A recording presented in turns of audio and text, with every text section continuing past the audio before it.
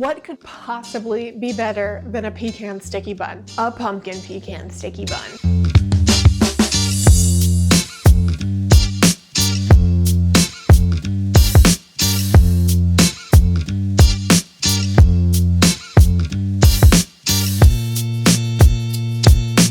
What are pecan sticky buns anyways? Well, they're basically a cinnamon roll baked in a thick caramel with toasted pecans.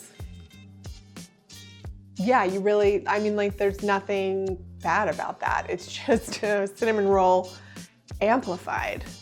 So I decided to then also add some pumpkins.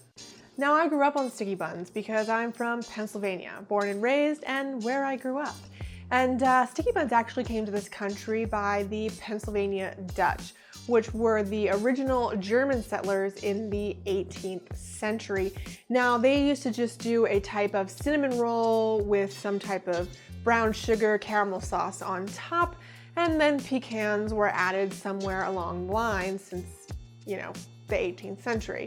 Now, these rolls are gonna be made in a dish, kind of smushed together like most buns are. You can also do them in their own individual pans, like a cupcake pan, if that's something you want to try out. I definitely recommend a little bit larger, above the standard, because then it'll give you a nicer size sticky bun. But we're gonna do a basic yeast dough and then enrich it with pumpkin. Roll it up like a cinnamon roll, make some caramel, throw some pecans on top. Oh, it's gonna be a thing. Yeah, let's do it. To get started on our enriched dough, we need to activate the yeast. So I just like to get my water and vegan butter on the stove in a little saucepan over, medium heat. We want to make sure that we're warming it up. It should be pretty warm to the touch, but you do not want to go over 115 degrees Fahrenheit. So if you have a thermometer, this would be a good occasion to use it. We don't want to kill the yeast. We just want to make it happy and wake up and, stretch its little yeast arms and get ready to make some delicious sticky buns. So I got all my other ingredients weighed out in there, and I have the dough hook attachment on. I'm gonna go ahead and add in my yeast and water and butter mixture and just pop the mixer on and let it do its thing. This is gonna go for about 10 minutes on medium-low speed. Now, this is a very wet dough, so don't expect there to be a lot of structure just yet. You can see that mine is pretty sticky. There's not a whole lot of gluten development. However, I like my dough like this because it gives me really soft buns in the end. I just pull my dough right out of the bowl, oil it, plop the dough back in there, cover it with a nice kitchen towel, and just set it somewhere to double in size. Double trouble. Yeah, so once it's double in size, go ahead and pop it into the refrigerator. This is gonna allow the dough to firm up a little bit. You can go ahead and get started on the caramel, brown sugar, and water. I give it a little bit of whisk just to hydrate the brown sugar, but I don't wanna mix it once I get it on the heat to avoid crystallization. We do not want crystals in our caramel because then it is donezo and we have to start over, and ain't nobody got time for that. So I get it onto medium heat and I'm just waiting until the entire surface is bubbling.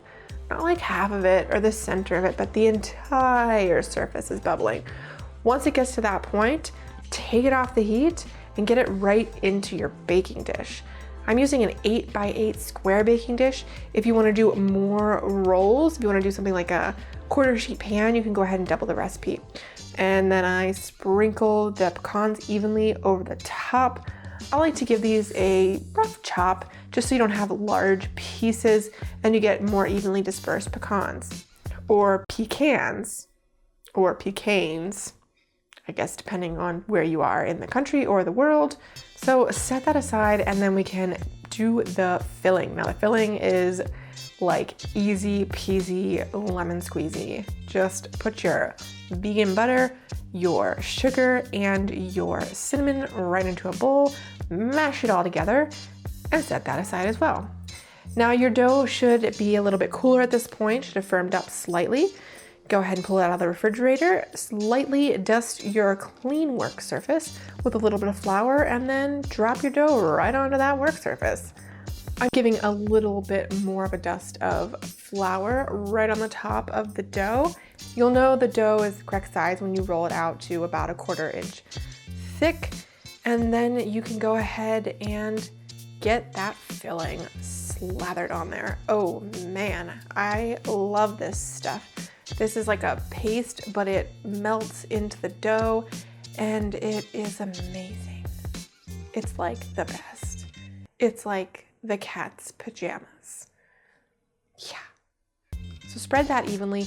Then we want to roll up our roll pretty tightly.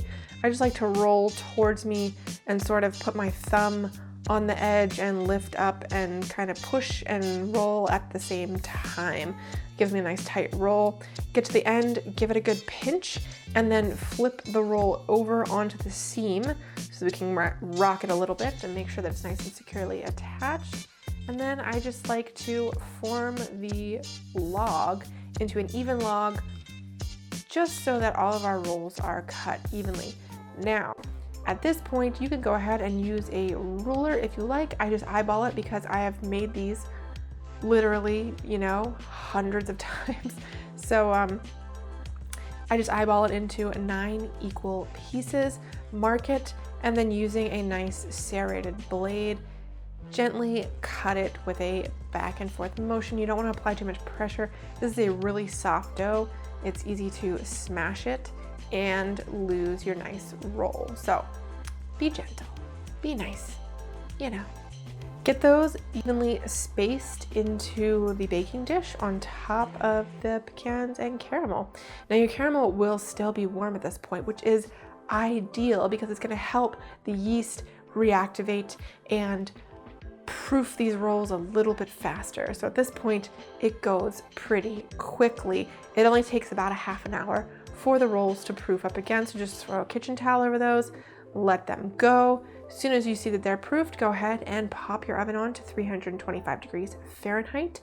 Get those rolls into the oven. I do like to put them on another baking sheet just in case any of the caramel bubbles out. And it's also easy to flip them out onto that pan once we get them out of the oven. Now, once they come out of the oven, you want to set a timer for 10 minutes. This is really important because if you wait too long, the caramel's gonna set and these are not gonna come out. So wait 10 minutes and then I just run a little spatula around the edges to loosen up the rolls, flip it right out onto my pan very quickly and let them cool down a little bit. You can enjoy them right away or you can let them cool and store them. They store well for up to 3 days and they are still absolutely delish.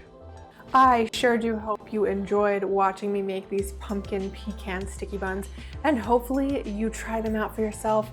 I don't think you'll be sorry. In fact, I think you'll be way less than sorry, like on the total opposite end of the spectrum. Yeah. If you haven't already, please do consider subscribing to my channel and hitting that notification bell. I would greatly appreciate it. And if you want to see more episodes like this one, you can check out some videos over here. Find me on social media. And till next time, take care.